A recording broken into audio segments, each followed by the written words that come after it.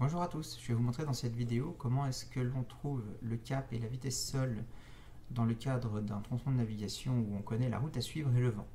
Donc on va utiliser pour ça de manière très précise les formules d'Al-Kashi et une équation du second degré. Sachez que quand on résout un problème où on connaît à la fois le cap de l'avion et le vent, pour trouver la route, il n'y a pas besoin de passer par une équation du second degré, mais on a besoin des formules d'Al-Kashi. Par exemple, si je dessine d'abord ce que l'on ne va pas faire, c'est-à-dire que l'on connaît le cap de l'avion, que l'on connaît et sa vitesse, le cap du vent et sa vitesse, on a VV, on a VA. On a donc aussi, si je place la verticale pour avoir la direction du nord, on connaît cet angle-là, on connaît cet angle-là, et nous ce qu'on cherche, ça va être à la fois la route au sol, c'est-à-dire la direction ici, et la longueur, VS. Eh bien, on va pouvoir faire ça assez facilement. Pourquoi? Parce que le théorème d'Al-Kashi, que je vais vous rappeler ici, nous dit que quand on connaît ici, on a une relation plutôt entre cette longueur et cet angle, en passant par les deux longueurs sur les côtés. On va avoir A carré égale B carré plus C carré moins 2 fois B fois C fois cos de alpha. Voilà les formules d'Al-Kashi, et c'est vrai pour chacun des trois angles. Donc ici, si on regarde comment on peut appliquer ça, on veut connaître VS, on connaît l'angle, si je l'appelle alpha ici, et donc on va pouvoir dire que VS carré c'est VV carré plus VA carré plus 2VV VA cos alpha, et on connaît toutes les données, ce qui fait qu'on va être capable d'avoir VS. À partir de là, on connaît les trois dimensions. On va donc être capable de calculer l'angle qui est ici, puisque on pourra utiliser que VV carré, ce qui est en face, est égal à VA carré plus VS carré moins 2VA VS cos de l'angle de dérive que l'on cherche. Et c'est fini. Donc c'est une application d'Al-Kashi qui est relativement facile. Maintenant, on va appliquer Al-Kashi dans cet exemple-là. Et pour le coup, vous allez voir qu'on fait apparaître une équation du second degré. Donc on va dessiner la situation à peu près comme elle est représentée sur l'écran.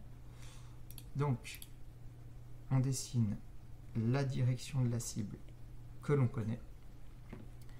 Ensuite, on va dessiner le vent qui va être comme ça. Hop. VV. Nous, on va chercher VS. Voilà.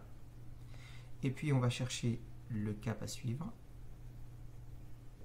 Donc, la direction ici que je vais appeler cap.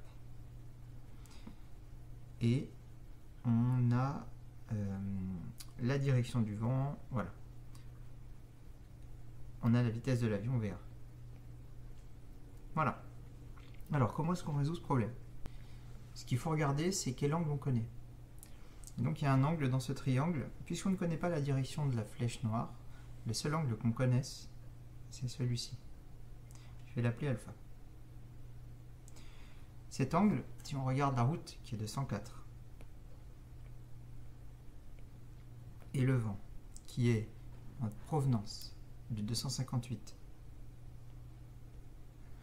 donc on va pouvoir, je regarde, on va être au 78 si je dis pas de bêtises, hop, ici, voilà, j'ai fait 258 moins 180, c'est-à-dire moins 200, ça fait 58 et plus 20, ça fait 78. Donc on va avoir un angle alpha, on se fiche du signe, on ne va pas regarder sur le signe, qui va être l'écart entre 104 et 78. On va le faire ici, 104 moins 78, on obtient 26 degrés. Donc alpha, il vaut 26 degrés. Et bien on va utiliser Al-Kashi dans ce triangle-là, et en utilisant l'angle alpha. Donc Al-Kashi nous dit que autour de l'angle alpha, pardon, hop, on va essayer de mettre ça en grand, dans ce triangle, pour faire apparaître le cos alpha, il va falloir prendre la distance qui est en face, c'est-à-dire la longueur VA qu'on va mettre au carré. Donc on va dire que VA carré est égal à VV carré plus VS carré moins 2VVVS cos alpha. Voilà l'équation qu'on met en place. Dans cette équation, l'inconnu, c'est VS. Donc on va reformuler cette équation autrement, et puis on va la passer en numérique pour la résolution, histoire de rendre les choses un petit peu plus simples. Évidemment, pour programmer le jeu, j'ai dû faire une résolution paramétrique avec les différentes vitesses. Donc je vais passer tout du même côté, donc on va mettre VA de l'autre côté, donc ça va faire moins VA carré,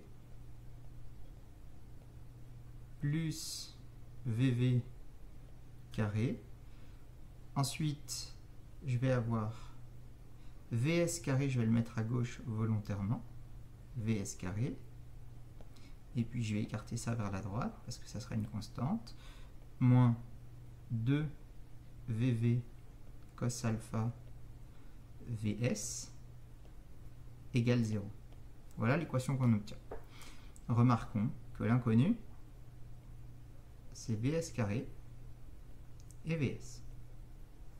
Alors maintenant, on va passer en numérique. Je vais appeler VS x. On obtient donc une équation. X carré moins. On va calculer ici. Je vais même les créer avec des variables, ça sera plus facile. Donc, VV, elle est égale à, on revient sur le jeu, VV, elle vaut la vitesse du vent 13 nœuds. VV égale 13 nœuds.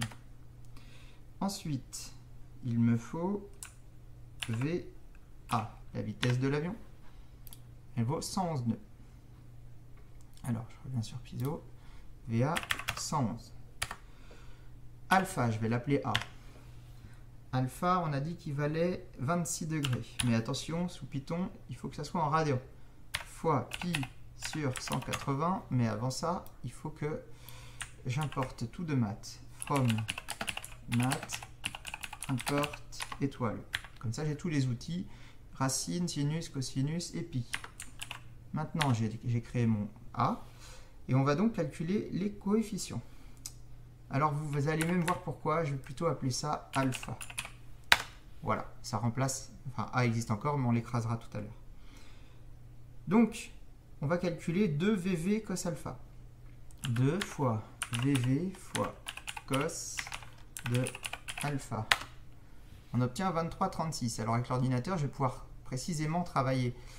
Je vais appeler ça petit b. Pourquoi? Parce qu'on va mettre en place une équation sous la forme AX2, c'est pour ça que j'ai renommé A, moins BX plus C. Et comme vous avez plutôt l'habitude de traiter plus BX, on va intégrer le moins dans le signe de B, égale 0. Donc ici, ça va être moins B. Donc on va écrire A égale 1, puisque AX2, ça vaut 1. On va écrire B égale la formule que je viens de mettre au-dessus, hop, avec un moins devant. B égale moins 2 VV cos alpha. Et C, ça va être égal à ce qu'on a écrit derrière, VV carré moins VA carré. VV carré moins VA carré. On vérifie, A égale 1, B égale moins 23,36 et C égale moins 11 931. Donc on a notre équation du second ordre à résoudre. Donc l'étape suivante, c'est de calculer delta, le discriminant. Delta, c'est égal à B carré moins 4AC. Et c'est là que c'est assez facile. Maintenant que j'ai créé les lettres, ça va être B carré moins 4 fois A fois C. On va appeler ça delta. Et on va regarder combien vaut delta.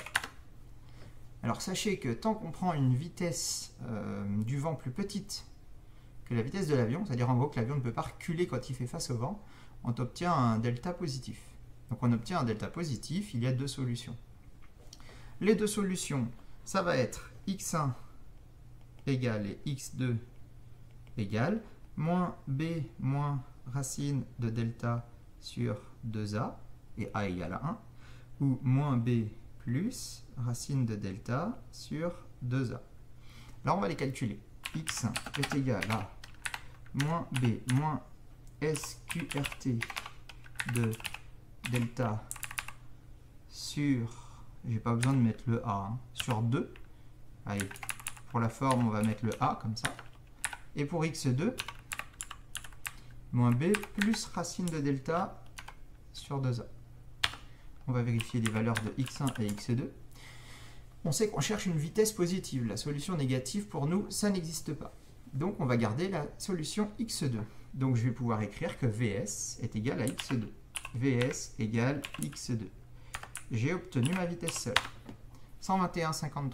Donc, ma vitesse sol, c'est égal à 121,53 environ nœuds. Voilà la première étape. Vous remarquerez que connaissant la vitesse sol, on peut déjà calculer le temps de navigation, la distance étant de 99 nautiques. Donc je vais écrire quelque part dans un coin le temps. Temps en minutes, c'est 60 fois la distance sur la vitesse, fois 99 sur la vitesse de 121,53. On va le faire sous Python aussi. Temps est égal à 60 fois la distance, 99 sur la vitesse. On obtient un temps de 49 minutes, arrondi à la minute. Dans le logiciel, je vais donc mettre 49 minutes. Tac, tac. Maintenant, il nous manque la dérive. Alors, pour la dérive, on va regarder notre dessin et réfléchir. On connaît maintenant les 3 dimensions. Il nous faudrait... Alors on peut passer par n'importe quel angle en fait, puisque la somme de 3 angles dans un triangle vaut 180, on peut trouver l'un des 2 autres. Mais on va prendre directement celui qui nous intéresse. Je vais prendre une couleur verte. Voilà l'angle qui m'intéresse. Je vais l'appeler, je n'ai pas utilisé la lettre, je vais l'appeler petit d, pour dérive. Eh bien, on écrit l'équation de la même manière que tout à l'heure avec Al-Kashi. Donc on va dire que en phase 2D, c'est VV. VV carré est égal à VA carré plus VS carré moins 2 VA VS cos D. On peut donc inverser cette équation pour obtenir cos D. Je vais faire une étape intermédiaire pour ceux qui en ont besoin. Donc je passe de l'autre côté toute la partie de VA, ça devient plus. Et je vais passer le VV en moins de l'autre côté. Donc ça va faire 2 VA VS cos D est égal à VA carré plus VS carré moins VV carré. Et ensuite, il me reste donc, pour trouver cos D, à diviser par 2 VAVS. Donc je vais marquer tout de suite à droite 2 VAVS et le supprimer à gauche. Je viens prendre la gomme. Hop! J'obtiens donc la formule de cos D que je vais écrire sur Python. Donc on va se mettre ça sur le côté et on va l'écrire. Cos D, alors attention, j'ai fait exprès de mettre un mot et pas des parenthèses. Pour l'instant, ça sera la valeur du cosinus. Donc, entre parenthèses pour le numérateur, entre parenthèses pour le dénominateur. J'aime bien préparer les choses, comme ça on ne fait pas d'erreur. VA carré plus VS carré moins VV carré sur 2 VA VS. On obtient un cos D qui vaut 0,9996. Je vous rappelle que quand on connaît un cosinus, je vais faire un petit dessin du cercle trigonométrique. Quand on connaît un cosinus, il y a 2 solutions. Il y a une solution positive et une solution négative. Donc l'arc cos nous donnera toujours la solution positive. Il va falloir, pour savoir quelle solution prendre, regarder de quel côté vient le vent et en déduire si on met un plus ou un moins devant D. Donc là, on va regarder le triangle des vitesses, le triangle des vitesses. Vous remarquerez que l'avion allant dans la direction VA va dériver pour aller dans la direction de la route que l'on cherche.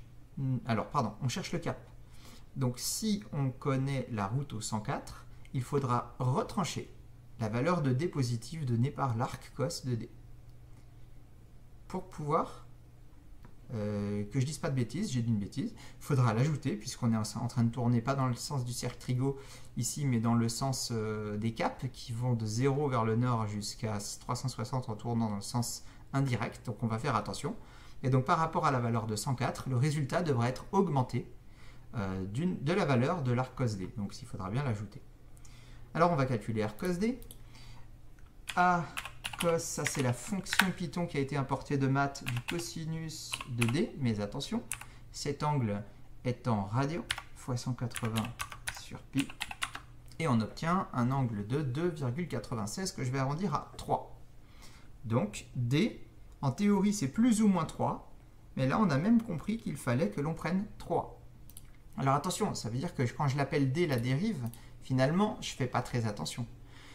La dérive, elle sera négative, puisqu'on dérive vers la gauche. Quand on vole à la direction noire, l'avion va dériver vers la gauche. Maintenant, l'arc cos de D va me donner une valeur positive de D, et je vois qu'il faut l'ajouter pour trouver le cap de l'avion. Donc il faut bien faire attention au signe quand on fait ce petit calcul.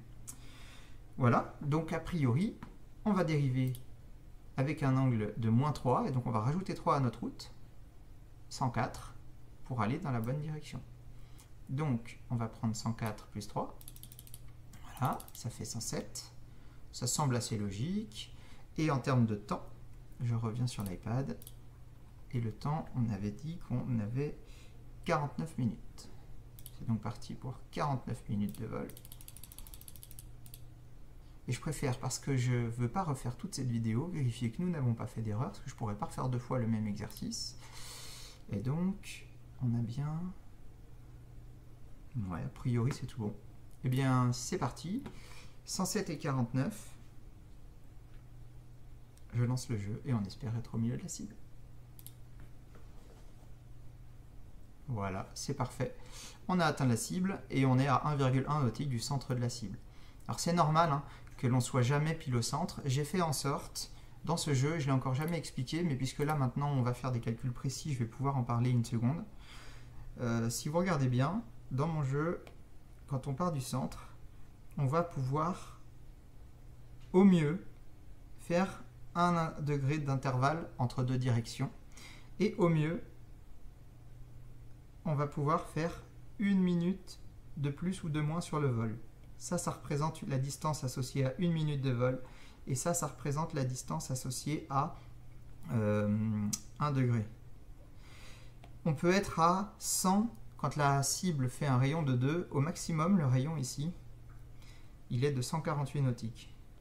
Eh bien, j'ai fait en sorte que dans les 4 points qui sont dessinés ici, par la zone dans laquelle on peut jouer, bien, la cible, elle puisse contenir les 4 points, et au pire, elle en contiendra un seul. C'est-à-dire que si la cible est là, ou 2, elle peut être là, elle peut être à droite, ici. Mais dans tous les cas, j'ai fait en sorte qu'il y ait au moins une solution. Et donc forcément, on sera toujours dans l'ordre de grandeur d'erreur quand on est parfait, de 1 nautique à peu près.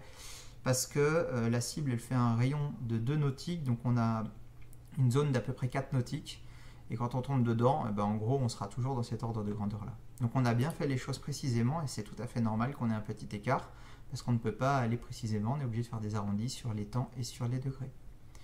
Voilà, j'espère que vous avez appris des choses, et que surtout vous avez compris pourquoi on est obligé d'utiliser Al-Kashi dans cet exemple. Et c'est donc ce qu'on doit utiliser forcément quand on prépare des navigations, des grandes navigations, d'avions de ligne, etc. Et qu'on va devoir, sur chaque tronçon du vol qui va être découpé en tout petits segments, calculer toutes les informations qu'on vient de faire sur chacun des tronçons, avec des vents qui vont changer de direction, de force, des routes qui vont changer en fonction du vol prévu, etc. Et Al-Kashi est obligatoire pour pouvoir résoudre ces problèmes-là. Et vous voyez qu'en plus, il faut savoir faire des équations du second ordre pour trouver la solution. Et bien, sur ce, à bientôt pour une prochaine vidéo.